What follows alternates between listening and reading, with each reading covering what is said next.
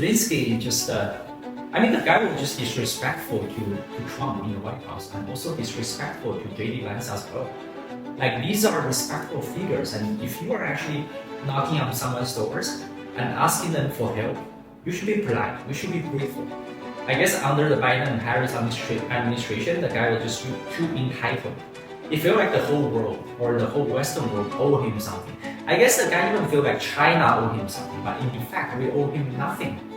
It was his policy, to mingle with the idea of the NATO expansion that triggered Vladimir Putin to attack, which I do think Vladimir Putin, he has every right to do so. The only wonder which I have is that why didn't the Russian army, like the VDPs, haven't taken the Kiev yet? I think Europeans are useless right now. They have been useless since long ago. Now they're only come to the understanding that they are pretty much useless. They have no manufacturing capacity. They have no technology innovation capacity. They have no enough manpower. They have no enough financial resources. They cannot even take care of their borders, right? So I understand their frustration, but I do have a better idea, not for them, but for Russia, for China, and for the USA. Why don't those three awesome powers in the world today join forces together and scramble the Europe, just as the old imperial powers scrambled Africa back in the 19th century? My professor back in my undergrad said it very well.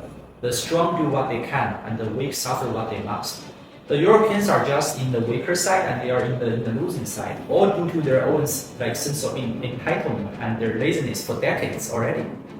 So I think being scrambled by the great powers in the world today is the outcome which they deserve. Well, according to my previous idea, which was like China, Russia, and USA join forces together and scramble the Europe, I don't think there will be any nuclear exchange because, set the UK aside, the only nuclear holding power in the entire European Union, EU, and NATO is France, right?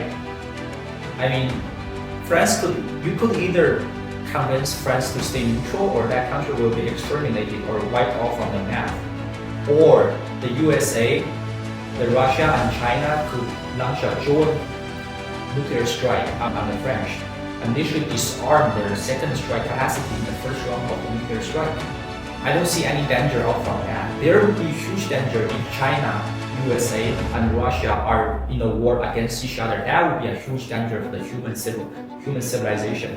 But if China, Russia, and USA are on the same side and they strike the European together, that wouldn't be a problem. That wouldn't be a concern. And I do think French would be smart enough to draw themselves out of that battle before the nukes are launched up on them.